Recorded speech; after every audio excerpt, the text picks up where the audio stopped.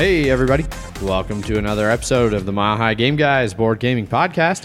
I'm your host Adrian. I'm Zach. And I'm Jeff. And we're going to talk to you about some board games. We're already off to a great start. Maybe, I don't know, in like 15 minutes we'll start talking about board games. Oh, we don't talk about other things. Well, we don't that have to talk about football because your teams are dead. Yeah. That's what happens at the end of the season, right? They shoot them all? Yes, they put them down. They take them out to pasture. Just like a racehorse. Yep. They send them to a farm upstate. Well, first they breed all of the ones that played well. Okay. Then they shoot them all. Gotcha. What do they call the ones that they cut the balls off of? I don't know. Okay. The safety team. Unix? Is that the special teams? Yeah. Okay. No, so yeah, the football season is rapidly wrapping up entirely. Hooray! I will say, I just watched the very end of the Packers and who were they playing? Cowboys. That catch was a hell of a catch. It was a great catch. He did a great job dragging his toes. I will say that. Yep.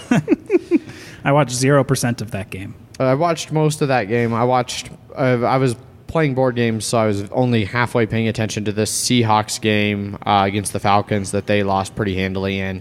And then I completely forgot about the Steelers-Chiefs game until after the fact when I found out that the Steelers beat the Chiefs without scoring a single touchdown, which is fantastic because fuck the Chiefs. I really, really don't like those guys. Along with the Chargers and the Raiders, because divisional rivalries, hooray for disliking someone based on regional differences. So the Bears, that's what brings us all together. So the Bears have like one rivalry I'm aware of, which is the Packers. And the Vikings and the Lions. Are there other ones? Yeah, all of the ones. I don't know. Is it a rivalry when you lose all of them anymore? So, because it was you who was telling us a couple episodes ago about how big of a lead the Bears had in the rivalry, and then they lost it in like 2 years. Oh yeah, hard, super hard. That's fine. Everything's fine. But yeah, so next week is the AFC NFC Championship games, and then 3 weeks from now is the Super Bowl.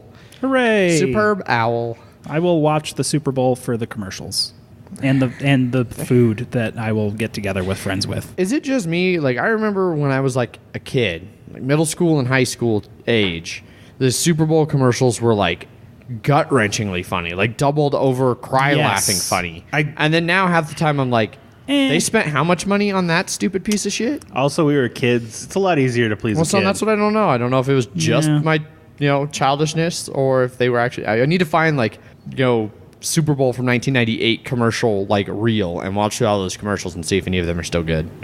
I remember that Independence Day teaser was real good that one year. Yeah, there was. I got real excited for that movie. How'd that turn out for you? Independence Day was an okay movie. Are you talking about the first one? Yeah, the first one. Oh, then that's fine. It was like one of the first movie trailers during the Super Bowl. I thought you were talking about Resurgence. No, yeah. that was real bad. No.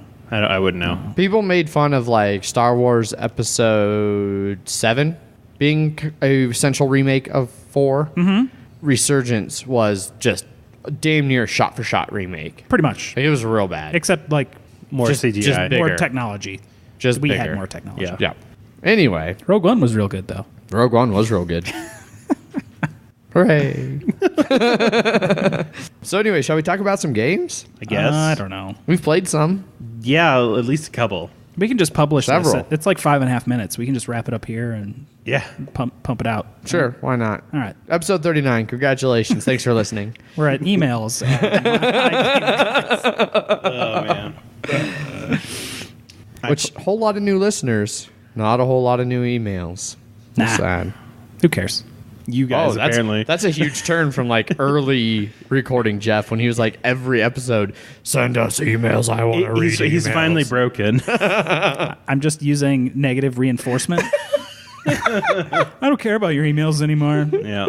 Send them whatever you want, I guess. All right, Jeff, what have you been playing lately? I played the Gallerist that you got. Yes, we all did. No, just you.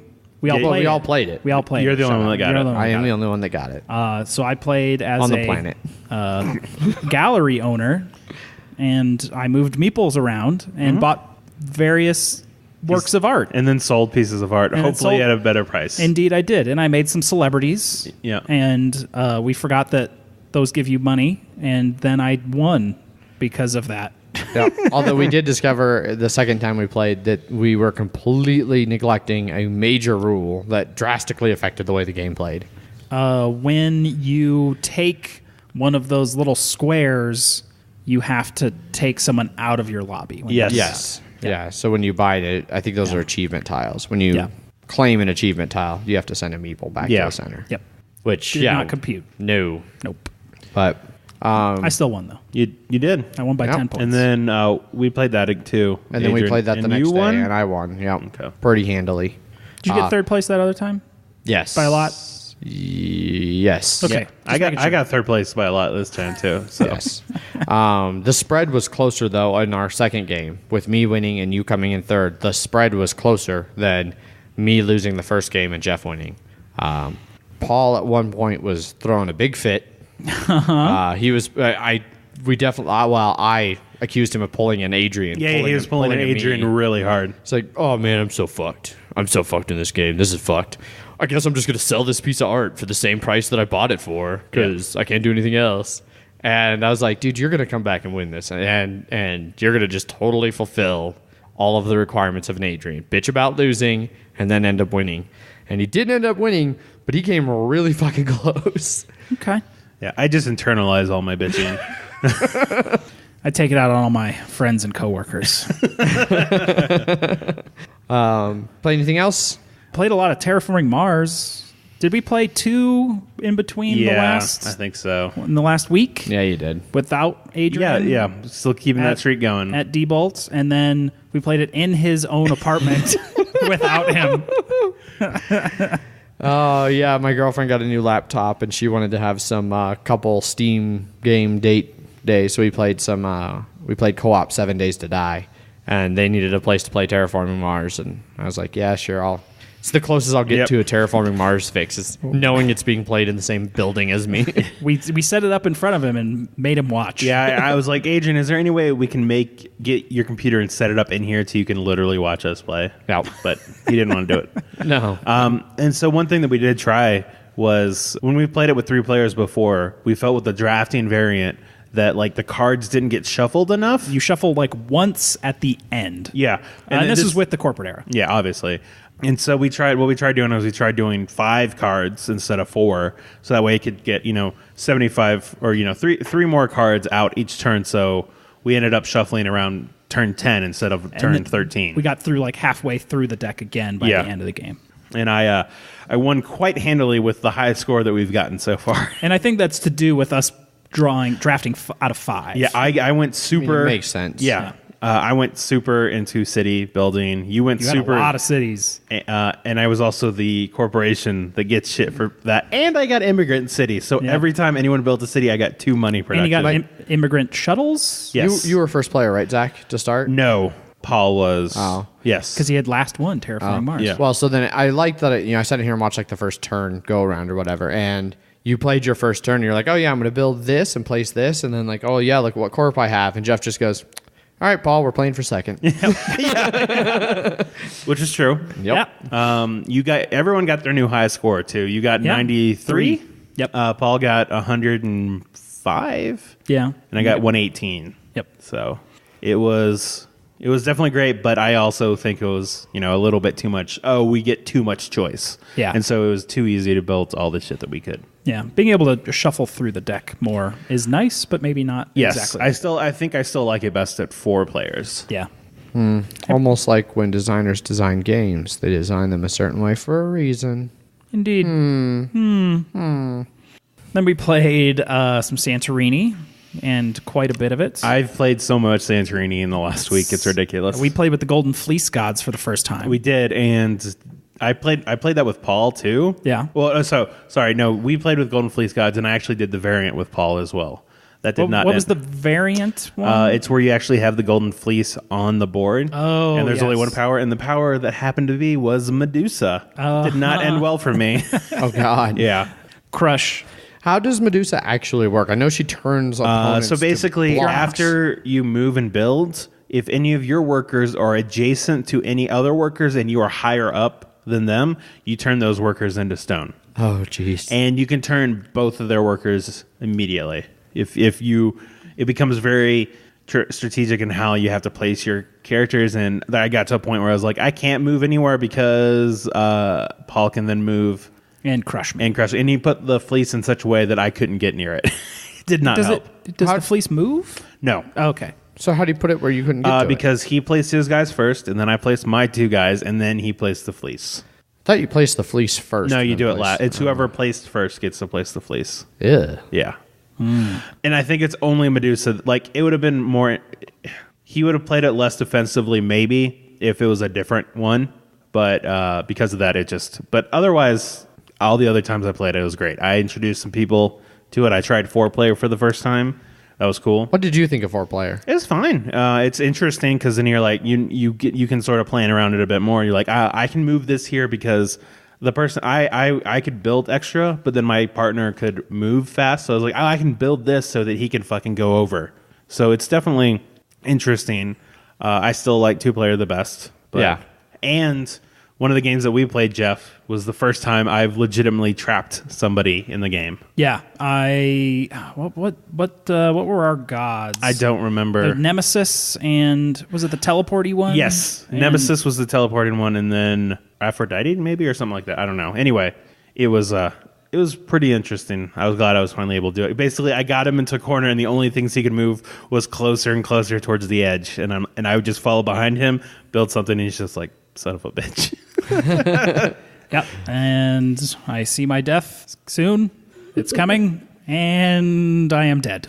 You've accepted it at least. Did you not have the other player available? What? Like, why'd you have to keep moving? Why Because couldn't you go both of play them with the were other equally person? trapped I trapped both of his characters. in a okay. corridor of, A corridor of death. of doom. Oh, okay. Yeah. Then we played Manhattan Project Energy Empire. Yes. Which was all of our first plays. Yes, it was. Yep. So this is a sort of spiritual successor to it. It's in the same universe, and it uses some of the same mechanisms, but it is not about building bombs. This one's about building up energy, an energy empire in the 70s. As far as like specific mechanisms from the first game there, I can only think of one that it reuses. Like worker placement it uses that's in both, but that's in... No, their brand of worker placement of you can place as many... Yeah, and then there's pull them back at the same time. Exactly. Like, that's the only thing. But that's the main thing that Manhattan Project does different than a lot of other worker placements. Yeah. And that there's no set rounds. It's all about it's pulling back at the right time and being able to put as many as you can.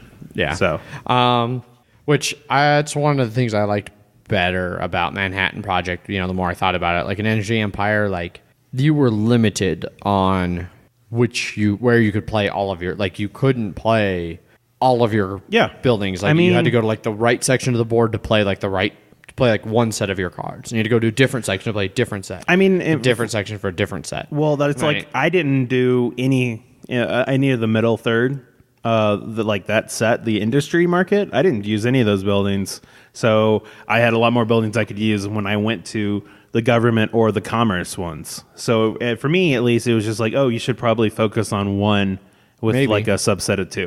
I don't know. We'll play it some more and see how it goes. I enjoyed it. All right, that about cover what you got, Jeff? No.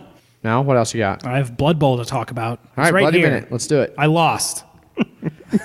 But I don't care because my ogre got plus strength, which he got a skill. He got a second skill, which I've had him for 3 goddamn seasons, and he's just got his second skill because he sucks.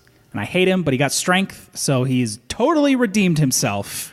Getting plus strength on your big guy requires rolling 12 on the skill roll, so he is now strength 6. I still lost, but there was there was one major damage. I had a lineman die to David's team, and I didn't care. Like I was just like, whatever. He died. Yeah, he's dead. But it was just like a normal guy. It was just a normal guy. He had just gotten his first skill the previous game, so he didn't have many star player points. So I was like, fuck it. Buy a new one. Buy a new one. Yep. I fall into 4th place overall in the league. David is now tied for first in the league with the Dark Elf guy. Ant is right above me with his Denva Real Monsters. They're all named after the wonders of Snick. Yep. Yeah. Nice. And then my next game, I think, is against Ant again. How many people are in your league? We have 10. Okay, so fourth is still good. 10 teams. Yeah, I'm 4th out of 10. Do you still have a chance at making first at all? No, probably not. Okay. Yeah, probably not. I don't care. Okay. My ogre got strength 6. You're not going to win the Jeffy is what you're saying. I am not winning the Jeffy. I think I am a lock for not Jeffy. I'm glad that you've come to terms with the fact that that's its name. Because there are 2 teams that are 0-3-3 and 0-5-2. Ooh, so, ouch. Yeah. Let's see. I am up against Frank next with his undead necromantic team. He's got werewolves and Frankensteins and stuff, so that's going to be fun. Game ended 0-1. I had some bad rolls that made it so I didn't tie, and if I would have scored, he wouldn't have beaten me, and that would have been That's nice. usually how it works, yeah. Yeah.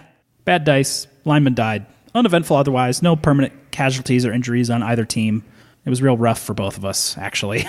But nothing crazy happened. And you got strength. And I got +1 strength in my ogre, so I don't give a shit. So I remember at the end of this season, what's going to happen? So at the end of this season, we are going to not retire all of these teams, but our 4th season will be completely under the new edition, and will be all new teams for each coach. Mm-hmm. And then after that season 5, we can go back to these teams if we want, or continue on with those season 4 teams. Gotcha. And Okay. at least that is the plan currently. How many games do you have left? I think I have 3 left. We are going into round 7. Out of 10. Out of 10-ish. And I don't remember if there's going to be a playoff this year or not. Yeah. 9 rounds. I got 7, 8, 9. I got 3 more games. Frank, Ant, and a guy I don't know. All right, then. Yeah. There you go. Blood Bowl. It's a thing. It is a thing. Our Blood Bowl Facebook group is growing dramatically. Yeah, it's a I know at least 1 or 2 growing other people thing. that want to join next season for you guys. Yeah, we ran a learning game last Thursday at Total Escape Games. How was that? I did not hear any news about what happened there. Oh, okay then. I think they're all dead.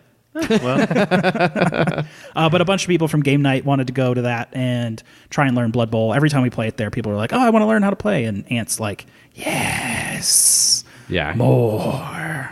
Yeah, he's always super stoked to get new Blood Bowl players. He still wants you and I to play sometime, Zach. He thinks it'd be funny to have him announce a game between you and I. And it's all a ploy to just turn this into a Blood Bowl podcast. Yes. Yeah. Top to bottom. No more Kickstarters, no more news, only Blood Bowl. what about Blood Bowl news or Blood Bowl Kickstarters? Only game. Well, we only talk about the games we play. Okay. Yeah. I once again am drawing a complete blank on the name of that other Blood Bowl podcast that they run the Gen Con tournament. It's something like three die crit or something. I can't remember. But anyway, 3-day block. three die block. I'm pretty sure that's actually what it is. My But ogre will be able to 3-die block much easier now. yes, it's 3-die At block. strength 6. So a couple weeks ago, I was up snowboarding with Ant, and we wrapped up snowboarding, and we had to go 2 towns over to a different ski resort's medical facility because one of his coworkers' wife, I don't know how to phrase One of his that. coworkers' Wife. significant others. Yes, she got hit snowboarding. Like another person hit her and hurt her, so she had to go to the medical thing, and so they needed somebody to watch their kid. And so on the drive over, there was like a 45-minute drive, and it was like, all right, we're going to listen to Blood Bowl podcast. And he put it on, and it was definitely done in the style of like a radio announcer for like an actual like NFL game. Mm-hmm. And it was fucking hilarious. Like they even had like mock commercial breaks where they went to like these mock like Blood Bowl-esque products and stuff. It was funny as hell. Like I don't really like Blood Bowl, but listening to that was actually 1, really entertaining, and 2, like I said, hilarious. So if you're looking for some funny Blood Bowl stuff, I don't know if they do that for every episode or if there's like just certain episodes where they do like a game playthrough. But maybe go check out 3-Die Block if you're interested in a good Blood Bowl podcast, because this won't be a Blood Bowl podcast. Sorry, Ian. It won't be good either. No, it's certainly wouldn't be a good Blood Bowl podcast. No, just in general. The self-loathing is strong at this table. That's how I take out all of my angst in games. Gotcha. Yeah. So Zach, Yeah. what games have you played? No, pretty much just what we've been playing. Like we said, all the ones that we were talking about. Yeah. Okay. I think that's That's it. about it. Yeah. Yep. All right. Well, I played different games because, with the exception of 2 of those games, I didn't play any of them with you. I tried out the new Love Letter Premium. So this expands Love Letter from a 1 to 4 player game to a potentially like 10 player game, 8 player, I think. Yeah, 8 players. And so Love Letter is a 2 to 4 player game, not a 1 to 4 player. Oh yeah, I don't know where that came from. Solo love letter. Do you have a do you have the princess? No. Shut up. Oh, I guess I'm the only suitor, so I always get to give her the love letter. So Scrape the pile of points. Take it out like, all right, let's start. And oh, look at that, I won. anyway, It's a really just hang affirming game to play. Then you just hang your head and cry. fucking hate you guys. I have no one to play with. Yep. So I played Love Letter Premium that bumps it up to 8 players. We played with 5. Well, we played 1 round with like 7 because like as we started up, people were like, "Oh, I want to play," and that was brutal. It was not good, not good at all. Too many people? Too many people. It takes too long, and then the way they have it is, especially when you play with the higher player counts, you just add in a bunch of new cards, so it really throws off the balance of like part of Love Letter itself that actually makes it decent for me is the being able to look at the table real quick and figure out like, all right, well, there's these 4 cards to choose from. You know, how has he been playing? Which one of these might he have? When you're trying to guess somebody else's card, this one it was all over the place, and they had stuff like they had zeros where like if you targeted a 0 with a guard, like one of the zeros, they're 2 different cards, but one of them if you target them with a guard, then you lose, you're just out. Right. So it's always risky, like attacking somebody with a guard. It just made it feel way more arbitrary. And then with 7 people, it just took so long between turns that it was not good. But then at the end of that round, a bunch of people dropped out, and we ended up playing with 5 because you have to play with at least 5 to use any of the new cards. And even then, like having that the deck almost doubled, it just takes way too long for what Love Letter is. I was talking with Greg and Kyle. It was one of their games. I think it was one of their games. But anyway, we were talking about it, and like, I wish it had like a different variant where you could sub in some cards so the number of cards in the deck stayed the same as base Love Letter, and maybe you could still only play 2 to 4 with that. But that way you could mix in some of the interesting cards, like, you know, because some of the cards were kind of cool. Like, you know, there's the one, I think it's the Priest in the regular game. You compare hands, and whoever has the higher hand wins, and the other person's out. Baron. Well, now they had like the inverse of that, where you compare hands, and whoever has the higher hand is the one who's out. And so that's kind of interesting because there were times when somebody do that, and like their other card would be like a 1, like a guard, and then the other person would flip a 0. They're like, son of a bitch. But then you can't do anything with that information. The rest of the team, like, they're like, oh, well, he's out with a guard, so that guy's clearly got a 0. But if he's got that 1 that if you attack him with a guard, you lose. Like, you just can't attack him. Like, right. So it was okay. I still like Love Letter better. Yes, definitely. Okay. All the extra cards and everything and the powers, it drug it on too much for what Love Letter is. Love Letter's not a game that needs to take very long, and it took way longer with all the extra stuff. Gotcha. Other than that, I played Skull, and I played Werewolf, and I actually won Werewolf. I didn't hear about the end of the game. No, yeah. Me and Jeff didn't play that game, and so we were just sitting around, and I was like, you know what? I'm going to wait till... Because I usually give our friend Bob a ride home, and I'm like, I'll wait for him to die. It's not going to take too long. And then me and Jeff are like, so how long do you think it will take for him to die? And I was like... 3 nights. Yeah, I said, he'll be dead by the 3rd night. And he was. And on the 3rd night, he died. Totally dead. And I was like, yeah. Yep. But no, I was... what was I in that one? The bodyguard? Yeah, and I was a lover with a werewolf. Yes. And... they also tried to murder you night 1. They did. And your lover knew... And he was just like, and he was like, every single one, he was like, oh, do not kill him. Yeah. And that's the only reason you lived. Oh, so was it the werewolf and the bodyguard saved? Like, it was just you 2 left? Yeah. Nice. That's the 2nd time that's happened now. Yeah. Wait, So- there was 2 people left? Yeah, we killed the entire... Well, I mean, it was one of those things like I figured out like pretty soon that I must not... that he must have been a werewolf because I didn't know initially. But I started to kind of figure it out, and then I started actively like trying to figure out who the other werewolves were, and I'd intentionally like not protect who I thought they were going to kill. Like, I Yeah. could have just based on the way the conversations were going, like I could have saved people. Like there were times I was like, oh, that person's getting eaten tonight, and then I didn't save them. So yeah, we whittled it down until it was just me and him. And so technically there were 3 winners. There was me and the Tanner and my lover. The Tanner was played? The Tanner was played, and he died, I don't know, turn 5 or 6. Yeah. How does the Tanner win? If they die. If he dies from a werewolf. Oh. Or is it if he's just killed? If he just dies. The Tanner wants to die. Yeah. That's weird. So they don't win if the werewolves overrun the village. Okay. Right. They have to die specifically killed. Yeah. And not in a, like Tanner sort of cheats, and then they're like, oh, we saw it, not in a cheating way. But yeah. So then do you murder each other, or? No, it's you want to be, you and the werewolf want to be the last people alive in the village. Okay. So you just killed everybody that did not approve of your love. Ah. And then, which was all of them. I had that happen when we played once on my birthday. It's a great feeling when you get that. I remember when I played, there were 4 people left, me, Nick. So I was the werewolf. Nick was the seer, whatever. And there was 2 other people. And, they voted to kill me. I voted to kill one of them, and Nick was like sort of wavering because he didn't fully understand it. And I was just like, Nick, don't you fucking ruin this for me. We're so close to having this happen for once. Don't fuck up. And then I explained it. I'm like, because you'll win too if we do it. And he's like, oh, okay. And now then I understand. But yeah, and then aside from that, at game night, I played Skull, which is always a fair amount of fun. Hanging out at the bar playing Skull could be a lot of fun. That was game night. I also played, we already talked about Energy Empire and Gallerist. I played 2 games of Gallerist. I really like it. I've heard that Vinos is better, so I'm looking forward to playing Vinos.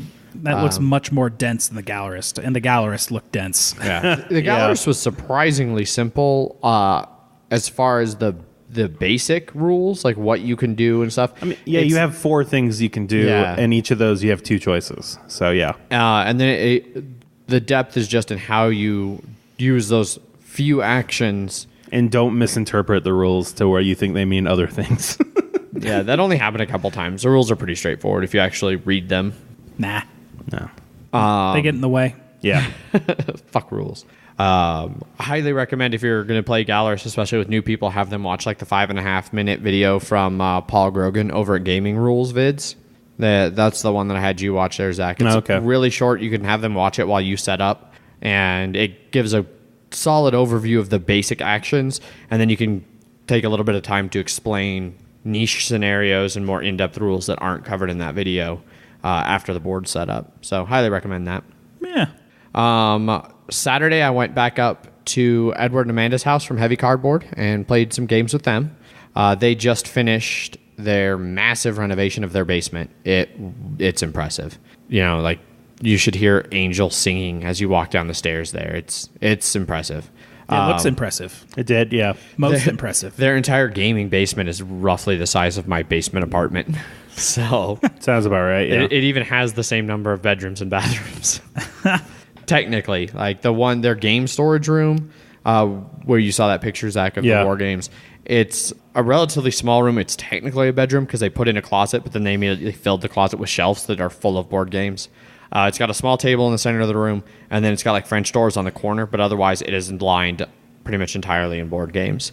But technically it meets the definition of a bedroom, so that's a bedroom. Technically. And then there's another actual bedroom that they're going to use as a bedroom down there, and then a full bath. So yeah, their basement is like my apartment just made into a giant gaming. And how many? And then they have a house on top of that. Yes, a nice big house. And how many gaming tables are in that basement? Currently 3, but it's going to end up with 4, 5. There will be 5, I think, ultimately. There's one in the small little gaming room that they can shut the doors, and that can be kind of secluded, either to seclude the loud game from everybody else, or if all the other games are kind of louder games, they can put the game that needs quiet thinking contemplation in there.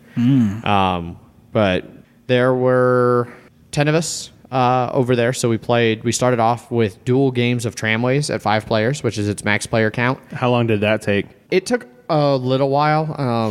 One, because I feel like it's there was taken hesitation there. And the vagueness makes it seem like it took a long time. It took a surprisingly long time. You're still being vague. I'm trying to remember when we started. So I got there. Was it around 2 hours? No, it was like 3 or 4. Okay. It was probably closer to 4. But so I got there about 11. They showed us the basement, everything, and then they asked us to slog all their games down from the upstairs to the basement. So we carried his entire collection down, which was impressive. You know, like there were games I was getting to carry down that like I know were massively out of print and super expensive, and I was just like, oh, I want all of these games. So, I wish I had this collection. Is it a requirement to have to play train games if we go there? No. No, that's just happened to happen. Okay, because they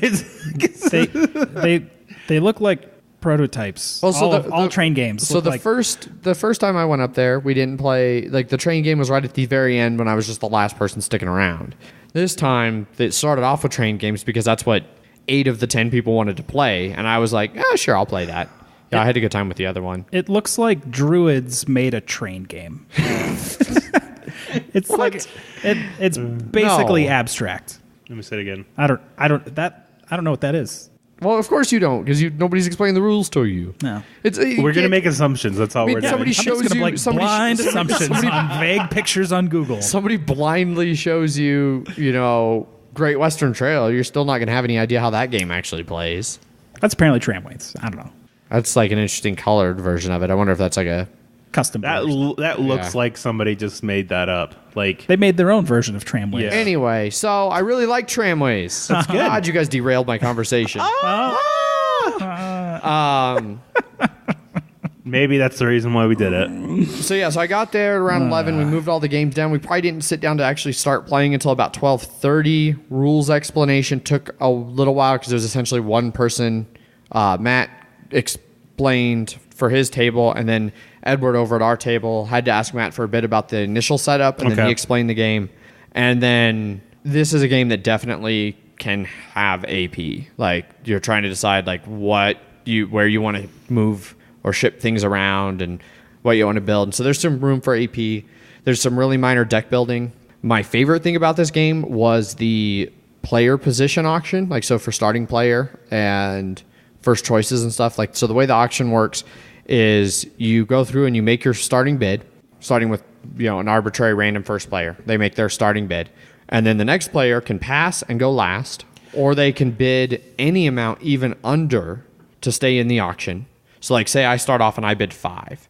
Then Zach, you could bid 2, you're still in the auction, and then Jeff goes and Jeff bids 3. So I'm at 5, you're at 2, Jeff's at 3. So it comes back around to the start of the auction again. I am currently the highest bidder, I get first. Then you can choose to bid any number but the 2 you bid. So say you bid then 1. Then Jeff has to decide to pass or bid higher. And then it comes back around to you. And then you keep going back through until like essentially there's nobody higher than you to your left. And as soon as that happens, you go to the first place unless you pass, in which case you go to the next last place. How important is it going first? At times it's hugely important. But there's also times like there's one turn where I spent way too much money going through 3 rounds of bidding and then ended up still getting last because I kind of ran out of money. And it was one of those where it was like, well, I really should have just bid all that up front instead of whittling it away. Do you still... so you said that this is not... this is like Game of Thrones bidding in the sense that like no matter what amount you bid, you lose, right? Yes. Okay. Yeah, when you make your bid, you immediately pay the money for that bid. I don't know. I've never been a fan of that type. Yeah, I really liked it. I liked the way it kept going back around, so you had to be kind of strategic with where you placed your bid to encourage people to either not go above you or bid really low and let everybody go above you and see what everybody's willing to spend, and then the second round jump over them. Or I could see there being a lot of depth to that, especially with experienced players playing their 3rd, 4th, 5th, dozenth game. Had some minor deck building and stuff that didn't get in the way of the game. But so random card draw. Yeah, because apparently, that just derailed. No, practically Ameritrash. Yeah, I already used it. Then after that, Edward and Amanda switched over and were prototyping some new game that's being developed.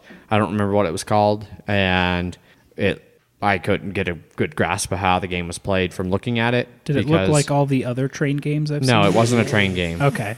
Jesus Christ, Jeff. And in the meantime, I played Le Havre.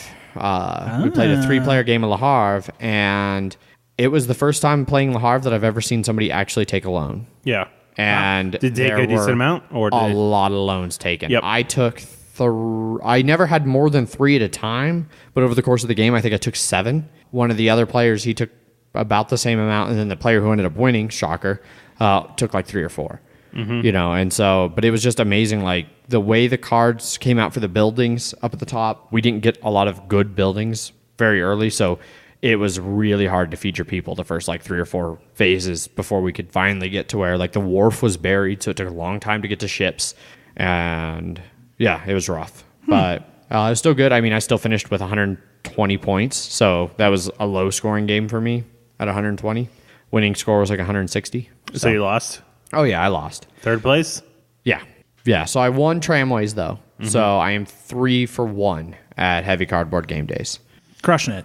They're going to stop inviting you soon. I know, right? The Ringer. But no, it was a lot of fun. I look forward to going back up there again sometime. Do they do it every Saturday? Yeah, for the most part, yeah. Like they're not doing it this upcoming Saturday because Heavy Cardboard is the guests of honor at the Arizona Game Fair. Okay. Which is like a board gaming convention in, I think, Phoenix. Gotcha. But yeah, they do it pretty much every Saturday. So Fancy. and then yeah, that's been it. We played a game of Roll for the Galaxy. Yep. But we'll get to that. We'll get to that. So, all right. Well, moving on from all of that banter and what we've been playing stuff, let's get into some news and Kickstarter. What do we want to start with? You've got the notes, Jeff. News is at the top, so I'm going to start at the news. Go for it. Antiquity. It's getting a reprint. So what is that? So Antiquity is, from what I understand, one of the most brutally vicious games. Does it come with a knife? It's a heavy Euro game, and the basic premise is it's set in Italy in the late Middle Ages, and ultimately, as you build up the game, your resources dwindle. Like you have to put out pollution, and it starts to cover up your resource tiles. So you have to start going further and further away from your city, which uses more and more of your actions, which makes it harder and harder to get resources to keep going. And eventually, I think you can run out of room to farm and get resources, and that's kind of when the game ends. And hopefully everyone hasn't died by then. Yeah, so it's supposed to be like the game itself is brutal. Like the game itself is out to beat you. Yeah. Let alone the other players. So sounds interesting. Yeah. Oh, this is by the Splatter Brothers? Yes, this is a Splatter game. Oh man, 4.29 out of 5 for the weight. Yeah, it's modular board, 2 to 4 players, supposedly best at 2 to 3, according to BGG. 2 to 3 hours. Yeah, I wonder how accurate that is. Probably on the low 6. end. Yeah, but yeah. Who's reprinting it? Is it just Splatter? It's Splatter. Okay. Yeah, they do all their own reprints. From what I gather, as I've recently started looking into some of the really heavier side of things, Splatter's one, they typically alternate years. They release a game one year, and then the next year they do a reprint of one of their popular old games. And then the next year release a new one. And then Gotcha. reprint. So that's where, like Paul was talking about Food Chain Magnate. Yeah. Like Antiquity's getting reprint this year. 2018, hopefully there will maybe be a new Splatter game. I know people who follow Splatter are looking out for a new Splatter game soon. There's been some hints and rumors about one coming out. And so then it probably wouldn't be until 2019 at the soonest that Food Chain would get a reprint. So buy now. Then, it's already too late. That game's going to be rapidly getting real expensive. Buy now anyways. Go for it. Yep. Pillars of Earth is also getting a reprint. It is. When was the last time this was out?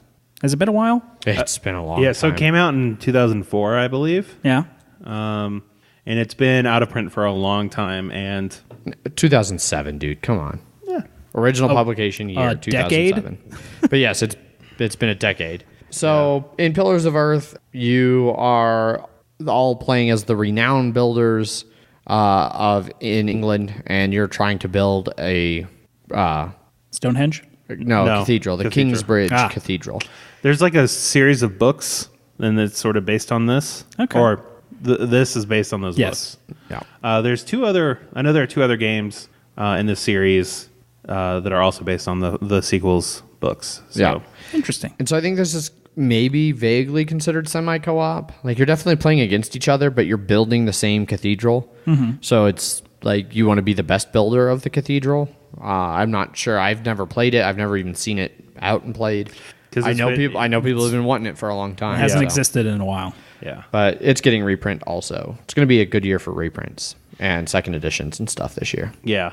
Speaking of reprints, Terraforming Mars is finally getting a reprint, and its pre-orders are currently live as of this recording. Yep. So hopefully in 2 days when you hear this, they won't all be gone. Yeah. Yeah, I need to get on that myself because I desperately want my own copy of Terraforming Mars. Yeah. It's on cool stuff. It's like $48. Yeah. Get it. Which is a really good price for it. Yeah.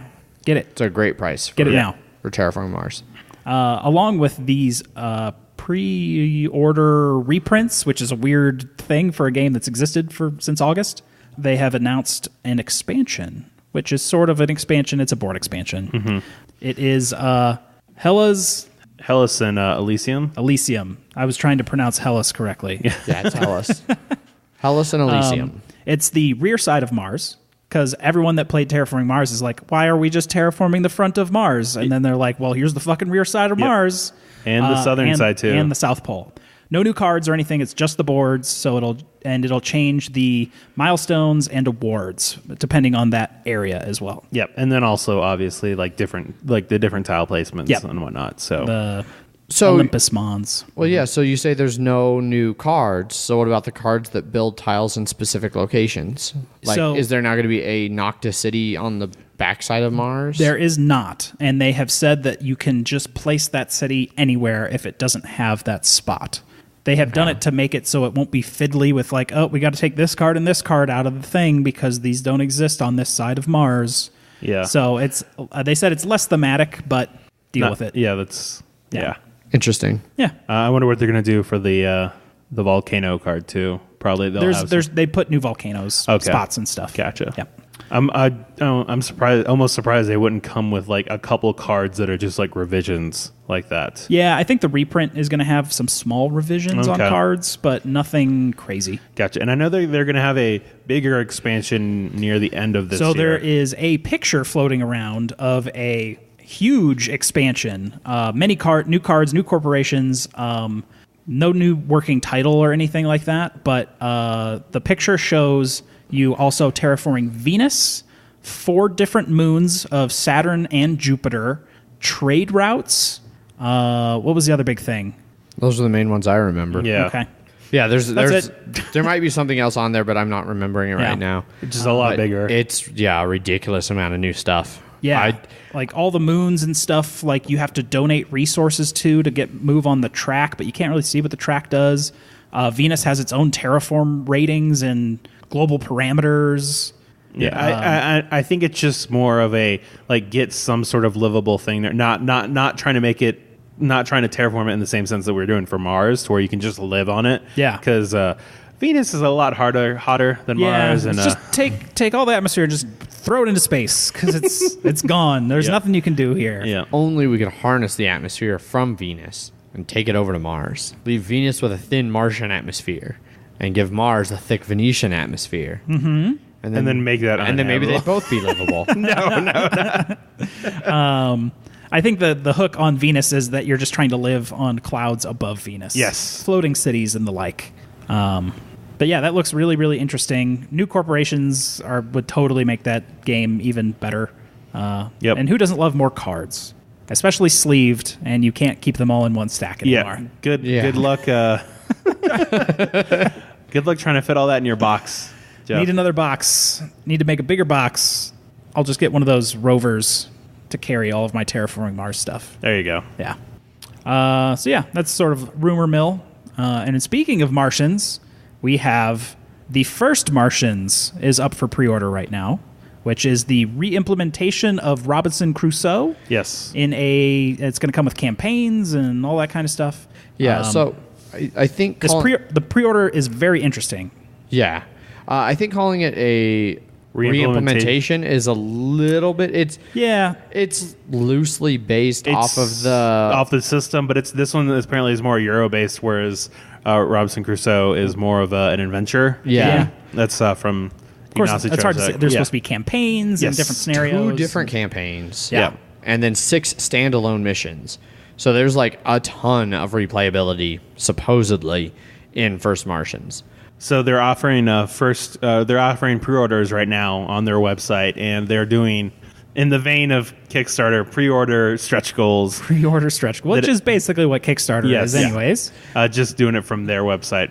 But this, I like this a lot more. Like this method, like especially for a big publisher like Portal that clearly has the backing for a game like this. Like, put it out yourselves. Yeah. They're limiting it to 3,000 copies, or at least that's all their stretch goals, I guess. The pre-order. So I think the first round of it's just going to be the 3,000 copies. You get it a month early. It comes with washed miniatures and a bunch of other little bonus stuff that's been unlocking. Some details about the game have come out. Like, the board is going to have like math problems on it because there's going to be an app with it. And then if you solve these math problems, you can put that number into the app as a cheat code, and it will give you like extra resources and stuff in the game. Yeah, interesting. And the little examples of the math problems they got, I will have no chance of ever getting close to figuring out those problems. Yeah. There's parentheses. Oh no! Yeah, it's a disaster. 2 parentheses 2. Oh my god! I have no idea what that means. That means multiply by the internal. Man. So I pre-ordered that game. Nice. I'm excited about it. Yeah. I like Crusoe, and that one. I mean, it's definitely more on the expensive side doing this pre-order versus like cool stuff or anything. And they're like, if you can't afford it, then just wait for it to come out. Yeah. So, but I get all that fancy stretch goal stuff. yeah, I'll survive. yes, you will. Yeah. Maybe. I can always steal food. That's all I got for news. It's been a lot of Mars on the news. Yes. The only major thing on Kickstarter, we talked about this last week, I believe. Con of Cons, the new Reiner Knizia game, is officially up on Kickstarter now. It's already covered. It's 19,000 of its 10,000 goal. The base pledge to get the game is $20. $20 is a steal if you want to play a game about Gen Con stealing other people's cattle. Gen Con? That was a joke from last episode. Okay. We said Con of Cons, like convention of conventions. Oh, that's right. Yeah, I Yes. remember that. Yeah. It's about cattle rustling Yep. and conventions. Okay. San Diego Comic-Con, it's a big deal. They got a lot of cattle. They do. Yeah. But yeah, so Con of Cons is up. I'm kind of interested in it. It's kind of cool that Reiner Knizia is back doing games again. I'm always excited He for a hasn't been game around. that's not $100 and has so many miniatures. Shit ton of useless minis. Yep. And so, all right, well, I think that wraps up news and Kickstarters. Yeah, sure does. So, all right, well, let's move on into some reviews. So last week we did kind of an interesting thing where we covered 3 little lighter games that were all vaguely related and compare and contrasted them. So this time we're going to cover 2 games that aren't necessarily little games, but that also have something in common. We're going to review Race for the Galaxy from Rio Grande Games, and we're also going to review Roll for the Galaxy from Rio Grande Games, and then we'll compare and contrast the 2, and ultimately, hopefully, let you know if it's worth it to own both. Yeah. So that's the goal anyway. So we'll start off here with the first of the games to be released, and that's Race for the Galaxy. It was released in 2007, designed by Thomas Lehman, and published by Rio Grande Games here in the United States. It plays 2 to 4 players and has a playtime of 30 to 60 minutes. Zach, would you like to give us a rules breakdown? Yeah, sure. So this tableau building card game has you and your opponents building a galactic civilization. So at the beginning of the round, you are going to secretly choose one of 5 different phases to activate. These phases will allow you to draw new cards, place developments and settlements, trade goods, and produce goods. Now, whichever phase you choose will give you a special bonus, but will also allow your opponents to utilize that phase as well. And so you're just going to keep doing these over and over until someone has placed 12 cards into their tableau or the allotted amount of victory points has run out, and then the game is over. You're going to count up your victory points and points from your cards to determine a winner. So Makes it sound so simple. it makes know, it sound yeah. so simple. So Race for the Galaxy is at its heart a pretty simple game. Like once you know the game, you can knock out, like Megan and I can knock out a 2-player game in 15, 20 minutes. Like the game can fly. Yeah. When people know the game. the barrier for entry to this game is absolutely the iconography. Yes, which, like hieroglyphics, can be really hard to understand if you don't know what they're saying. Yeah. That owl looks interesting, but I don't remember what it means. But overall, I love this game. This is actually probably one of my most played games. Mine as well. I haven't played much online. There's been a couple really good implementations, but I haven't played it online at all yet. Semi-legal? Semi-legal. I've heard the one AI, the Keldon AI for this is... It'll fuck you over. Oh, yeah. I don't win against it. Yeah. I play against myself. But one of the things that I really like about this game is, especially with two people like Megan and I who know the game pretty well, my copy with a couple expansions fits into 2 deck boxes, including like the victory point chips and things like that. So it is super easy to transport. And it takes a little bit of table space because you build out potentially a tableau of 12 cards. So you need space for 12 cards and then a center area for the draw and discard piles. But it plays fast and it transports easy. And so Megan and I play a lot of 2-player Race for the Galaxy. It's a game where the more you put into it, the more you get out of it, like any good skill. Yeah. Because this is a game that you have to put forth a lot of effort to learn, but more so than others. Yeah, but once it clicks, the iconography and stuff, then you're like, okay. Then any other new stuff they throw, you're like, oh, okay, this means this and this. I understand. Yeah, it's so easy to add most of the expansions. Unless it's Planetary Conquest, Yeah. and then it's like, what the fuck does this mean? Yeah, some of that gets off the rails, but we can discuss that a little bit later on. So to start off, components. I mean, there's almost nothing to this game. It's a big deck of cards and a couple cardboard hex chips for the victory points. Some objectives in the expansions. Yeah. Yeah, which I have that expansion that adds the objectives, but I've never played with them. And even they are just little cardboard chips. Love the expansions. Oh yeah. Well, the objectives from the expansions, at least. Yeah. The quality of the cards is pretty good. I mean, like I said, this is one of my most played games. My deck is starting to show a little bit of wear, especially because they are black cards. So like right on the edges when they get a little dinged or nicked, like you can really see that white of the card's core come through. You know, if that's something that's a concern for you, you could sleeve it. It's a fair amount of cards to sleeve, though. So It's a lot of cards. but otherwise, I think that's pretty good. Yeah, that's fine. It's It's a card game. Yeah, It's got pretty cards. much. Yeah. Cards are quality. So, what about All the cardboard pieces are good, decent. yeah. No complaints. now? Kind of with components there. What about like the artwork? It's all interesting original artwork. Yeah. It's all stays around the same look, even throughout the expansions. I'm not looking at like a green planet, and it's all about iconography anyways, so the art's just sort of there to pull you along. Yeah, Alien stuff sometimes- looks like alien stuff. Yeah. It's Human stuff looks like human stuff. Yeah. Like the doomed world is like this cracked and dead looking planet. With a bunch of spaceships You know, shooting so- out of it. Yeah. So things like the artwork vaguely goes along with whatever the title of the card is, which may or may not make sense for what the card actually does. You know, sometimes it kind of does, especially when you get to where, like I said, you can really understand what a card does. You can be like, oh, Trade Federation, this one gives me a lot of extra points for having a variety of goods. That makes sense. Trade people want to Yep. have a variety of different goods. You know, the doomed world, like you said, it shows all the spaceships shooting off because you get to use that card to immediately, discard it and place another card for free because your world's doomed and you're going somewhere else. So the art kind of connects to the theme a little bit, but really it's not that big of a concern. I'd call it high sci-fi almost. Yeah. Yeah. It's very highfalutin science fiction. Yeah. Yep. I mean, it doesn't feel like you're. It doesn't really feel like you're. No, I don't feel like a. You don't feel like you're expanding your civilization as much as you're like, feel like I'm playing this cards. card now. So I'm playing this card that gives me more points for developments. Yeah. That's what it feels like. Yes. Yeah, the theme is pretty well detached from Yep. the. I mean, because it's I haven't played San Juan at all, but I know this is a version of that, but with a space theme. So Clearly makes everything better. yeah. So for gameplay, let's break this into 2 parts because I think that there's 2 distinct different parts of this. So rules and rules explanation. So this is The first question is always, have you played this game before? No? Let's play something else. yeah.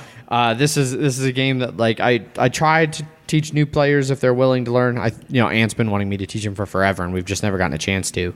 I've taught it at game night before, and I've managed to teach it just fine. The worst thing is your first play if you're playing with especially more than one new player. you're gonna have a lot of like, What does what's this do this again? symbol mean? What's this symbol mean? How's this card work? What's this do? That's the barrier to entry in this game is understanding that iconography and having it click so that you can you can draw your hand, look at your cards, know what they do, and go from there. Well, and then also the fact that your cards are also your currency for placing down cards. So with new people, dual purpose cards. Yeah, so for new people, they'll get a lot of like, I want to play this card, but I don't want to get rid of these cards. And like once you get the game, you realize I can only play like one of these cards usually. So it's like, which one do you want? And then you just dump the others. Yeah. And to go along with that, like the planets that produce goods, like you just draw a card off the top and stick it face down under there. Yeah. You never get to see that card. You never get to use that card. Like you're just using that card to represent that planet has something on it of value. Whether you use it later for victory points or you use it later for drawing more cards, which are currency. But that specific card, it doesn't matter what goes there. You're never going to see it again. So that concept can sometimes trip people up a little bit as well. Yeah. The action selection, I find that's usually fairly easy to teach. Like, hey, pick one of these. We all put them face down, then we all flip them. And they have the nice, the player board cheat sheet thing. They're huge because they need to be to cover all the iconography. And double-sided. Yes. But they do a good side on the one side that shows the action, showing like, this is what you get if you played the card. This is what you get if someone else played the card, so that you can understand how playing Explore affects you versus the other players, how playing Produce affects you versus the other players. And then that's also learning part of the game too, is learning to hopefully try and predict what other people are going to do, because it's all about, because obviously you have the action you want to do, but you want to do as much as you can on other people's actions or whatever. Yeah. And it also sucks if like all three of us are playing and we all played settle because we're like, oh, they'll play development. And you're like, oh, son of a bitch. Yep. Yeah. That for me is where this game took a huge leap forward. When I was first kind of getting into Race for the Galaxy, it was one of the first board games I really kind of got into. Card games, I guess. For the longest time playing it, I was entirely focused on what I wanted to do, what I needed to do. And I didn't hardly pay attention. Like, there'd be times when I'd be like in the middle of doing something and somebody's like, all right, game's over. And it's like, wait, what? I didn't even realize it was close. Then there got to be a point where I knew enough about what I had going on that I could take a little bit of time and glance over and be like, all right, well, Jeff's got a bunch of points, but not a lot of cards. Zach's got a lot of cards. The point pile's decent. I probably have a few more turns. Let me plan that way. And like, Zach's got a bunch of goods under his cards. He might be wanting to consume soon. Jeff's got a bunch of open planets. Maybe he'll want to produce. Somebody's been going heavy for development. And once I kind of got to that where I could start to play off the other players, man, there's a whole nother level of depth there. So I know a lot of people, like, outside of the action selection part, it is very much a solitaire game.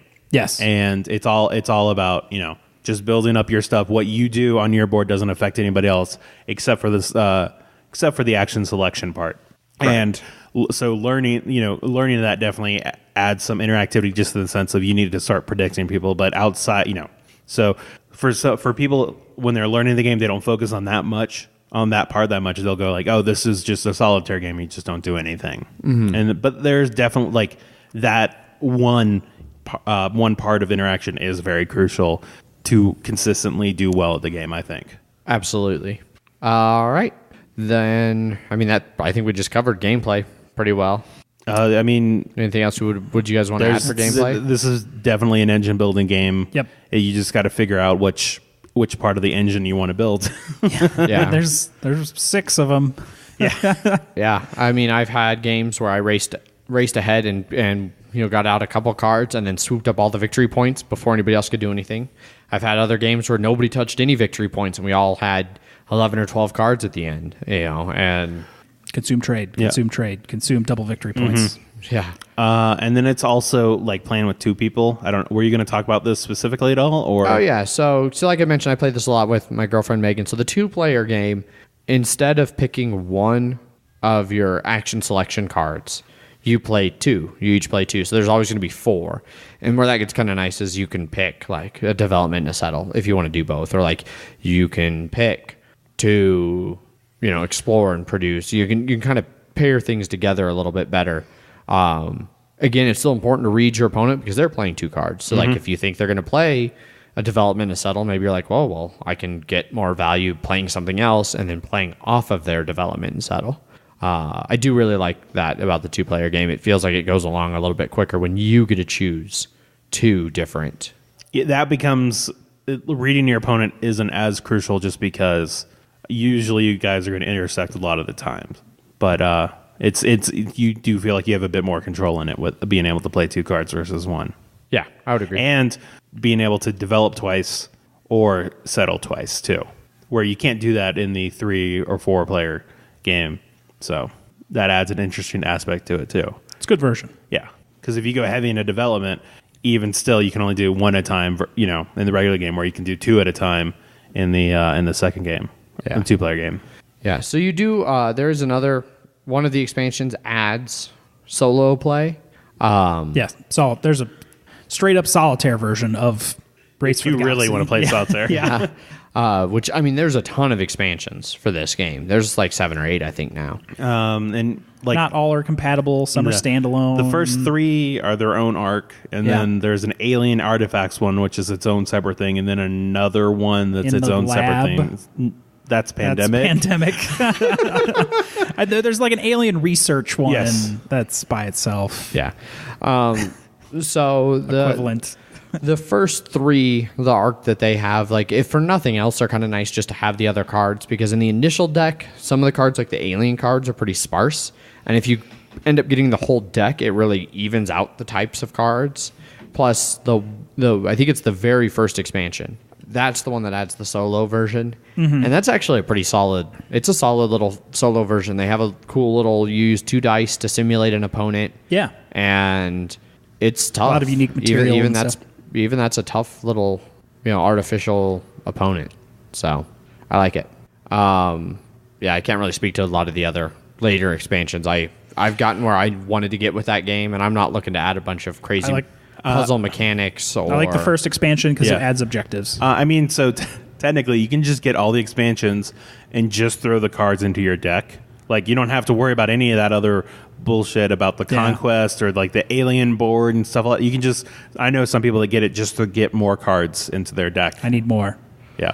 And it adding, the reason why they're supposed to be separate is because it can make some things a little more Fiddly? a little more, well, not even that, like adding the alien artifacts may make aliens a little more powerful if you get certain cards, but it's Yeah. like if you add enough cards in there, it's just going to even out in a bit. Yeah. So, It should anyway. yeah. All right. I think that's Let's Race for the Galaxy. yeah. So final thoughts. It's a really good game, but be in the right environment the first time you want to try it. Yeah, already know the game. That's the best way to play this game. Unfortunately, this is a game there's not a great way to learn the game other than just playing the game. If the metric or if the Matrix ever existed, this should be the first thing you implant into your brain. Just so you can be like, oh, okay, I already know. I know Race for the Galaxy. I can read iconography. Yes. I'll have a note post between. That's fine. Continue talking. Okay. Okay. Okay. Yeah, like I said, this is probably one of my most played games. I'm going to be doing a 10 by 10 this year that I'm going to try and put together here over the next week or so. Just get it finalized. Race for the Galaxy is going to be on there because it's pretty much, for me, it's a guaranteed 10 plays a year, easily. So you're not challenging yourself at all then? The other games will be challenge enough. Okay. I need at least one easy one on there. Plus, it's one I flat out enjoy playing it. I really like throwing down, especially 2-player. Playing 3 or 4 is still enjoyable for me if it's people who really know the game and if the game can move. I get a little frustrated playing with new players when they're trying to figure out their cards, and I'm like already sitting there with my next round of like, all right, I'm playing these 2. I already know what I'm playing. But with experienced players, it's a lot of fun. It plays quick, and I love it. Yeah, it was one of the games that I got, one of the first, heavier games that I got when I first started this hobby. And it definitely, back then it was just like, yeah, I used to play this a lot as well. And then, just playing a lot of new games, you just don't get a chance to play certain ones again and again. But Right. I'm pretty much the same boat. Like when I started playing heavier games, this was definitely one of them. I'm glad I learned it. yeah. Cool. So, Fine. quick note for everyone wanting to learn Race for the Galaxy, there is that new thing that we haven't tried because it's brand new. Oh, right. Yeah. Jump Drive. Jump Drive. It is a different game that will teach you Race for the Galaxy while not being Race for the Galaxy. Supposedly. It's an easier version of that to learn. Yeah. So and they have made a whole new game to teach you Race for the Galaxy so you can learn Race for the Galaxy. I don't think Jump Drive is even remotely real. It's just a similar game. I want to say even in the description it says... I looked at some of the cards, and the cards looked very similar to it. Yeah. Oh, really? Yeah. Like it's a training wheels Race for the Galaxy. Yeah. And I want to try it. Just be like, you want to play Race for the Galaxy? Yeah, from the description from the publisher starts off with the invention of Jump Drive, the race for the galaxy begins. Yep. So, and yeah, designer Tom Lehman, Martin Hoffman, artist and publisher Rio Grande Games. Yeah, this is truly intro to Race for the Galaxy. Yeah. Okay. If you are My first Race for the Galaxy. Race for the Galaxy curious. It's even tagged Race for the Galaxy : Jump Drive. Yeah. Like, okay, yeah. I'd say Take back everything I said beforehand when I wasn't sure. Don't worry, we knew you were wrong. Yes. Not the first time, not the last. But if you want to try, we haven't tried it, but I'd say if you want to try Race for the Galaxy, that's probably a really good option. Yeah. Yeah. Without making the full jump into Race for the Galaxy. That's what you people pay me for. Wait, you don't pay me? No. No, not at all. That's why it's poor. Yep. All right, so this game is widely available. It's $23 on Amazon right now. Yeah, I saw plenty of copies at it when we were up at our local LGS today. It's not hard to find if you want to play it. Jump Drive, on the other hand, hasn't technically released yet, so keep an eye on that. I'm sure we'll talk about it when it comes out. I'll definitely try and give it a play and see if I think it's worth having for a veteran race player. It could be something nice to bring to game night to teach people. And that's what I'm thinking. Like I want more people to play race with, so maybe I'll get Jump Drive just to foist on them. Play this game. First one's free. Yes. So, yeah, that's Race for the Galaxy. And so now moving on to Race for the Galaxy's cousin, Roll for the Galaxy. Roll for the Galaxy was released in 2014. Designer was also Thomas Lehman with some help from Wei Hua Wang. Hopefully I said that right. Probably not. Looks about right. Same artist, Martin Hoffman, and also published by Rio Grande Games. Zach, you got a rules breakdown for Roll for the Galaxy? This may sound a bit familiar, but so this tableau building dice game also has you expanding a galactic civilization. So at the beginning of your round, you're going to roll your dice that you have in your dice cup, and you're going to allocate them to their assigned phases. And then you're going to select one of those phases that you want to make sure happens. These phases will allow you to get new tiles, gain money, advance developments and settlements, produce goods, and ship goods. When the phases are revealed, you're going to place any dice that will not be activated this round back into your dice cup. After any dice used in the activate phase will then go into a used pile, and they can be bought back at $1 for one die, with always having a minimum of $1 available. When someone has placed 12 tiles into their tableau or victory points have run out, the game is over. When I copied that over, I kept cards in there. So. Way to go, Zach. Just to trick yourself. Yes. Keep you on your toes. And I caught it just in the nick of time. But now everyone knows. That's fine. Until this is cut out. Yeah, there's might be a lot of editing for time and content. I like Roll for the Galaxy more than Race for the Galaxy. Really? Yes. Interesting. They are very similar. They are very similar. Yes, they are. They play much alike. There are a few things that I like more about Roll for the Galaxy in particular. Mm-hmm. In general, overall, I think I prefer Race. Zach, you can wait until the end of the review if you want to share. If you're not ready to share your opinion. No, I'm fine. I enjoy this game too. When I first played it, I did enjoy it more. I thought my favorite thing is the fact that it actually has words on there.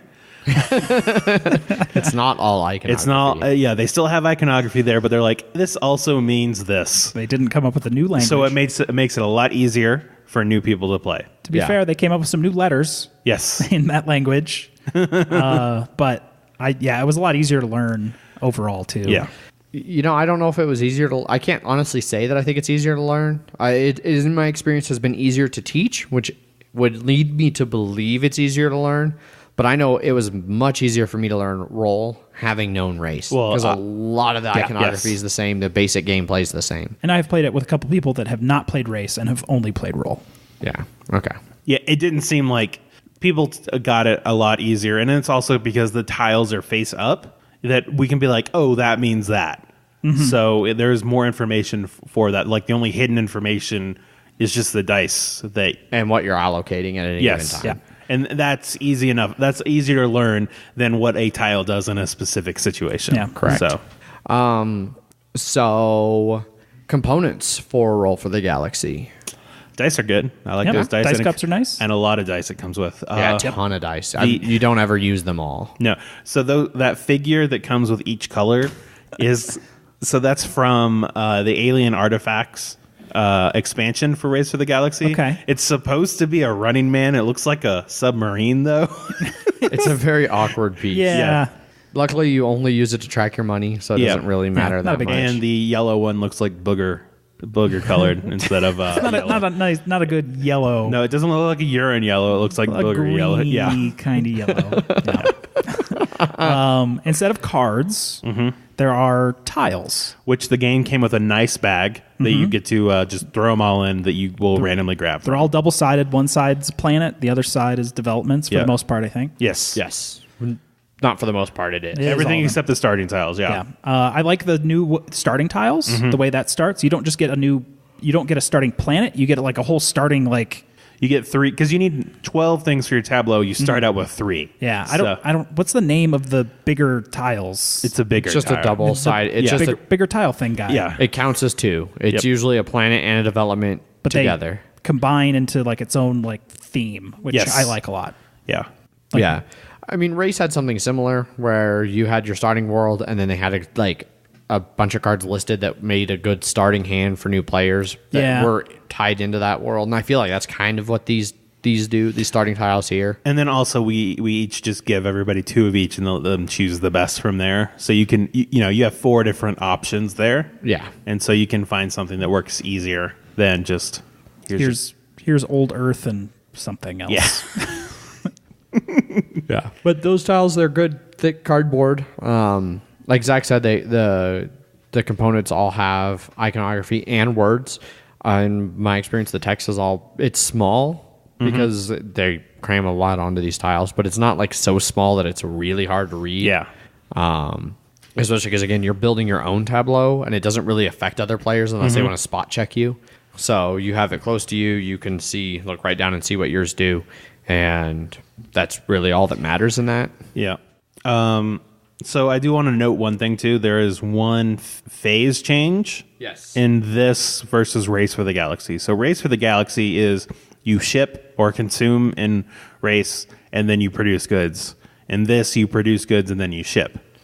So, and I have a feeling that because it feels like going for a victory point engine does not feel as strong as it could be in Race, that I think they decided to change it a little bit to balance it. Yeah, I mean, there's been games of Roll where late game I'm just spamming produce and ship in the same turn, produce and ship, produce and ship, produce and ship, and like hoping that somebody else, obviously you only select one of the 2, just like in Race. So you have to hope that somebody else picks the other one. But if you play it outright, you can spam those 2 still really well in this game. And I think in Race, that's why they did them in the other order. Yeah. Like that way you were less likely to be able to just spam them so much. I think they're a little bit, the values changed for how many in Roll you get money. In Race you get more cards based on consuming. Yeah, but then you also had a way to get, it's easier to get extra victory points in Race because you have the card that's 2 times every victory point you get double of them. Whereas here it's like you have to have the right die and you have to have the right shipping die in order to get 3 points, which is like the max. Yeah. Otherwise it seems like produce or settling and developments tend to be easier because those, So that change is actually one of the things I mentioned. That there are a couple things in particular I like more about Roll. I do like that swap. I appreciate that one of the things I included in roll. So in race, you'll always have like your hand of action selection cards, and all of them are always available to you. In roll, since you're rolling dice, you might not get a die roll that matches what you want to do. So luckily on that phase where you choose what activates, you can use any die for any phase. It's just all the bonus ones that go underneath of it need to match. So I can use a development die to activate settlement and then have 3 settlement die lined up beneath it, so I can play all 4 of those on a planet and settle that planet and get it out on my turn. And then there's a dictate that comes with your own little starter board that you can always do. 2 to 1. Yeah, 2 to 1. You spend 1 die to make another one, whatever you want it to be. Yeah. But there's a lot of those tiles have things where you can do that as well. So there's enough ways to mitigate your die rolls that the randomness of rolling dice is not going to be as bad. Also, especially when you're rolling like 10 to 12 dice, you're gonna get something. You're rolling a big fistful. Like, the game we played today, there were several different times where I had several dice on almost all of the different things. So it's like, well, no matter what these assholes choose, I'm gonna get to do something. Yeah. Plus whatever I choose to do.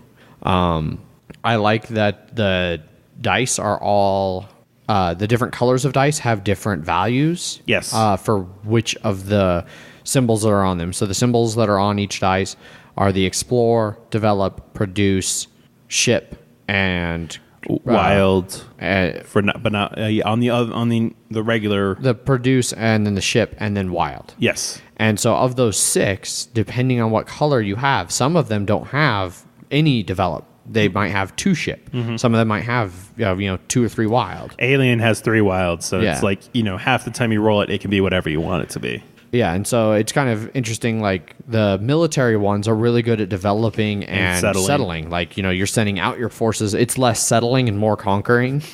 Head cannon. Yeah, whereas some of them, like I'm drawing a blank on what they actually call the one die, but it's like more of an entertainment value one. And so that one's good for consuming and shipping. Novelty die, but it doesn't have any developing or settling. Yep. Novelties aren't good for expanding your empire. They're good for doing things in your current empire. Yeah. And so I think that's kind of cool, the way they tailored the die and what they do to what they do. Yeah. This game, I think Roll does a better job of tying the theme to the mechanics a little bit. A little bit more. Did. So like it's still pretty light, but it's better. A 3 out of 10 instead of a 2 out of 10. Yeah. Something like that, yeah. -3 out of 10. Yeah. All right, so rules explanation. It's like I said, the cards have the rules on there, which makes it a lot easier to teach. Yep. You don't have to worry about iconography, so it's just easier to teach. Yeah. So. I think that especially if you show like a new player once or twice the rolling in the cup, you get your die. Here's how you place them on your board. So basically, I tell players like to take all of the symbols and just stack them under what they do, then pick one of them and put it on top in the section you want to do. And show them that, and then show them how the dictate works, and then you're good to go. You're usually pretty good to go. I haven't had many people struggle to catch on to the concept of rolling dice and then matching the symbols. Yes, it's pretty straightforward. One of the interesting things about this game for me though is the way when you explore, you get new tiles that you're trying to work on for development and settling. You form stacks. And for the most part, when you explore and you get a new tile, you have to put it on the bottom of one of those stacks. So you have to work through the stack to get to the one you might have just drawn that you really want to do. Or abandon the previous ones, yeah. But that would take a whole nother turn. It's like you draw a new card, and you're like, oh, I want this one. Well, now I got to stick it under the stack. Next turn, you could search and you could abandon all those and fill it in. Well, I mean, or if you have to, because each die is an action of doing that. So if you had 2 I die. And yes, there are situations where that doesn't apply. Yes, but in general, there have been times in multiple games that I've played of this where a tile that I've wanted is at the bottom, whereas compared to race, your hand is your hand, and you can develop or settle anything you want out of it. I think that's an interesting design choice that they made. To limit what you can only have one thing to settle and one thing to develop at a time. Oh yes, that I do agree with that. Yeah. But by the same token, you can assign dice. So if I have a 4 settlement, I don't have to settle all 4 in one turn. I can, in one roll, put 2 on there, and then the next roll, put 2 more, and now I've settled it for 4. Whereas in Race, you have to pay the cost of the card right away up front. So yeah, and it doesn't hurt as much to spend those die as currency versus cards. So right. I think that sometimes for me, roll has been way more. Well, we'll get. So I guess moving on gameplay. Yeah, it's fine. Yeah. So we've basically talked about it. So this is one little addendum that I want to cover for it. So there has been more times in roll where roll can get painful in that, like, you end up in a situation where you either you've settled or developed all of your tiles, and then you don't have enough money to buy all your dice back, and so you're rolling like 1 or 2 dice while then trying to get the explorers so you can get more tiles, but also more money to get all your dice back in your cup. And so there can be some 2 or 3 brutal turns in Roll for the Galaxy where you're rolling 1 or 2 die, trying to just barely squeak back to get it. Like, if you don't get an engine going, you need to learn the momentum of the game, the rhythm of the game. Yeah, it can hurt a lot more, I think, than Race. I also wanted to say one thing, and hopefully it doesn't apply to anyone, but don't play with people who cheat in this game, because it's easy to cheat. It's super easy to cheat because all the die you manipulate are behind a screen, so you could just be like, these were all exactly what I wanted it to be. And of course, I got 7 explorers. Yeah. So that was a legitimate thing. No, exactly. Yeah. You just have to take people at their word when you're playing this game. Yeah, so, you do. Yeah. And if you're playing this game, don't cheat. Well, yeah, I don't cheat in any game you're playing unless it's a game that specifically allows you to cheat. It's true. But I just wanted to say that in this instance, it is really easy for someone to do that. Yeah. So that for me is a flaw of the game that I can't think of a way to not do it. It just sucks that it's there. And you hope that you're playing with no one's going to do it, but it can always be in the back of your mind. Because when we were playing, I'm like, I know Adrian's cheating up a storm over there, so I'll just have to let him do it. And then he won. Surprise, surprise. Rolling 7 exploration die in one turn. Yeah. Yeah. So. Yeah, the decisions you have to make in this game are much more interesting to me than Race. Everything seems to have be more dense, thicker, heftier decisions and things like that.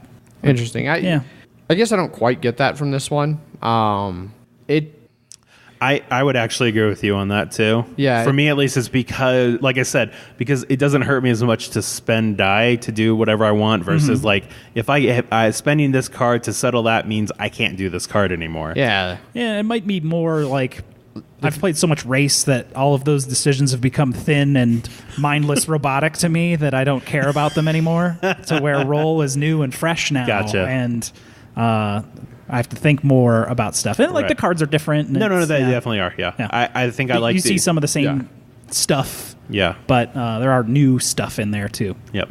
Cool. Any final thoughts you guys want to tack on for Roll? We didn't. Oh yeah. I like that the something. No. I was just gonna say I like that the player board is it. The screen is also the rule guide too. Yeah. In the player aid, I like that they had that in there, so you can be like you're doing stuff and I don't know what this means. Like without fucking get behind my screen to take a look at what does that mean? Yeah. I like that they have in the corner the chart that shows the values for all the die. So you can look and see like the red die that's the military die. Well, it does 2 develop and 2 settle. Yep. But and like 1 explore, and then I think maybe a wild. I don't know. Maybe a wild, and then no consumer ship or producer ship. And so like that's cool that you can look at the board right there. So like when you're getting ready to build when you're determining like what dice to buy back into your cup at the end of the round, you can look at that and be like, well, next turn I really want to settle. Well, what dice are good for settling? Let me buy those ones back. Yes. And so there's that little bit of strategy thrown in there. Ultimately I do really like Roll for the Galaxy as well. It does different things for me than Race to the Galaxy. They're similar enough that I don't know. I enjoy them for a lot of the same reasons, but I play them for different experiences, if that makes sense. Yeah. But Race is definitely a faster game. It is. Oh, yes. And then just like Race, Roll is still widely available. It's more expensive. It's got a lot of dice in there. It has a lot of dice, and it has one expansion called Ambition. Yeah. Also, so. But Roll is currently going for $45.13 on Amazon. Yep. So that might determine which one you decide to try first, I guess. But all right, so that wraps up the review for both Race and for Roll for the Galaxy. So real quick, I think during our review of Roll, we referenced back to Race a lot, so people probably have a pretty good idea how we feel about this. But are there any other major comparing or contrasting between the two games that you feel wasn't covered? I guess, let's see. Race for the Galaxy definitely is faster, like you said, but it's harder for someone to get into for the first time.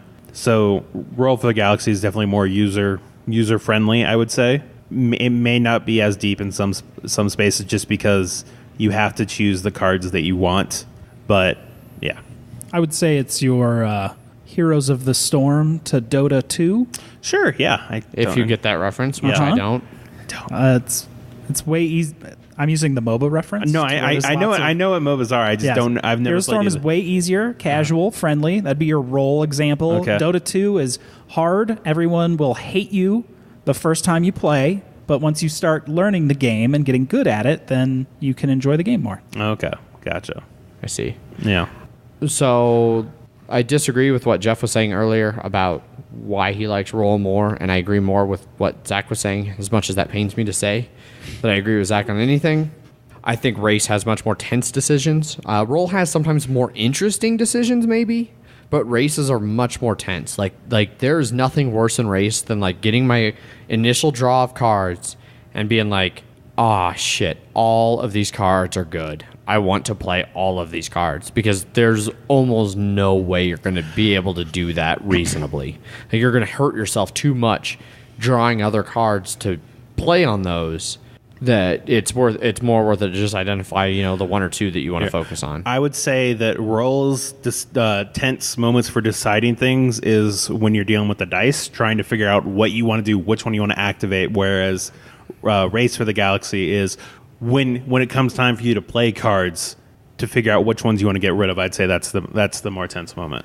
So see, even for me, like roll never feels tense. Like, because most of the time, like, you roll the dice, you assign them to what they match, and then you pick just one of them that you want to use to activate what you want to do. And I don't feel, I've never gotten a feeling of tense out of that, like I do out of Race, when it's like I said, a hand of cards where I'm like, I don't want to use any of these, but I have to. Well, I mean, just like having all those dice, like trying to figure out which ones you want to do, which ones do you think your opponent's going to do any of those, and the fact that the ones you can't, the ones you don't do just get discarded. So maybe you had... They go back to your cup. You use them next turn. I know, but it can disrupt some things if you don't get them when you want them to. I guess. Yeah. So, do you own Race at all, Zach? Yeah. Well, not anymore. I Roll. So you're giving up both Race and Roll. Yes. Yeah. Did you feel that while you had them both, that they both had a place in your catalog? I would say, yeah, they do play different things. So when I'm playing Race, I don't feel like, I wish I could be playing Roll. When I'm playing Roll, I don't feel, I should be playing Race. I think the 2-player in Race is better than, because this is, 2-player, you just roll another die here, but I feel 2-player feels different than 3 and 4-player, where I haven't necessarily played this, but I'm pretty sure it'd feel the same. So, okay, Jeff, what about you? Is there a place for both? Yes, I like them both. I think Roll is more interesting. Mm-hmm. I mean, I like dice, I guess, right? Because I am an Ameritrash monster. Mm-hmm. It's really hard to describe. Like, you haven't played with a lot of expansions. I've played with a lot of the expansions. I like the expansions a lot, and I think they add a lot to Race. But sometimes it's just not worth the effort to get through Race. Gotcha. Yeah. Okay. For me, I think there is a place for both of them. Like I said, I like them for the same reasons, but I play them for different reasons. If that makes any sense at all. Yeah. If I'm playing if I was going to play like a 4-player game and wanted to get that kind of feeling that Race or Roll give you, I'd probably reach for Roll at 4 or 5. Like, well, for 1, 5, Roll plays 5, Race doesn't. But at 4, I'd still probably go for Roll rather than Race. Whereas like at the lower player counts, like 2 or 3, I'd probably be more inclined to lean towards Race just because it plays quicker. And if I'm playing with just a couple of people, I want to burn through some games. Mm-hmm. I don't know. I don't own Roll for the Galaxy. I do own Race for the Galaxy. Is it the price that's sort of like... That is one of the big things. The price point for Roll versus Race is significant. Which one do you think is a better value? Race for sure, especially because again, we've talked about in previous podcasts. I travel with games, so like where race is easy to travel with is huge for me. Roll is not even remotely easy to travel with. Gotcha. So yeah, so I guess that kind of covers how we feel about race and roll. Well, I had one other question. Okay. Just straight up, just like gut feeling. Which one do you like more? Race. I mean, that's not even close. Yeah. Roll. For me, Terraforming Mars. and I actually mean this because after playing Terraforming Mars, I've played both race and roll for the Galaxy, and I just feel empty, and I'm not getting anything from these games. It is one of the reasons why I actually got rid of both of them, because I just don't get anything from those games anymore after playing Terraforming Mars. Is it all unique cards in race? Yes. Yeah. But no, there's some duplicates. There are some duplicates. Even in the base set, there's duplicates because they specifically say you can't play duplicates. So if you draw a duplicate, it's like, oh, well, this is a card I'm going to spend. Yeah, but as a card based engine building game, I just get so much more out of that than I do out of these now. And that's fun. I know. I wanted to make sure to get that. You just wanted to make that joke. Also, yes. That's why I asked that. But that's the reason maybe I didn't sound as enthused about this game when we were talking, is because it's just, for me, I just don't like, I do think roll is better, but I don't see a need for those when I have Terraforming Mars. So between Race for the Galaxy and Roll for the Galaxy, Terraforming Mars is the winner. Yes. All right. Fantastic job, Zach. Yeah. This is really just going to become the Terraforming Mars podcast, isn't it? I know it. I almost didn't want to talk about it, but it's just for this specific instance. Between Gallerist and Vinhos in a few weeks, between Gallerist and Vinhos, Terraforming Mars. No, it's different type of game. But like I said, after playing Terraforming Mars, I played Race, and I was just like, oh, well, this is not as interesting anymore. I can never go back. Yeah, and it's only in this specific instance that hits all the buttons that these used to hit, that it killed these two games for me. Smash those buttons in the ground. It wasn't my experience at all. That's fine. I still like playing all three of them. Yeah, I agree with Zach. All right, so let's wrap this up. We don't have any emails. So Again. So, if you guys want to hear an email segment where we read emails, turns out you got to send us emails. And that's just kind of how it works. You too can be live on the radio. Yep. When I read your email. How would they email us, Jeff, if they wanted to hear their... At emails@milehighgameguys.com. Right on. You can also get a hold of us through Twitter, where we all three have Twitters. I tweet under @MHGameGuys. I'm Zach_MHGG. And I'm Jeff_MHGG. We are also on the Instagrams @MileHighGameGuys. And we are on Facebook.com/MileHighGameGuys. And we also have a Board Game Geek Guild for Mile High Game Guys. So feel free to get a hold of us through any of those various means of contact. And if you're ever in the Denver area, we do game nights on Wednesdays. So feel free to come play board games with us. We like playing board games a whole lot. I hope that comes through when we're less than enthused about roll or race. Because Terraforming Mars really just ruined every other game for us. Yep. I'm enthused about race. It's still one of my favorite games. I'm still going to play it a lot. So. It's not a bad game. No, it's not a bad game. It's just there's better games. There's better games that, yeah. Like Roll for the Galaxy. Yes. All right. Well, as always, I've been your host, Adrian. I'm still Zach. And I'm Salvador Jeffy. We'll catch you guys later. Bye. Bye. Bye.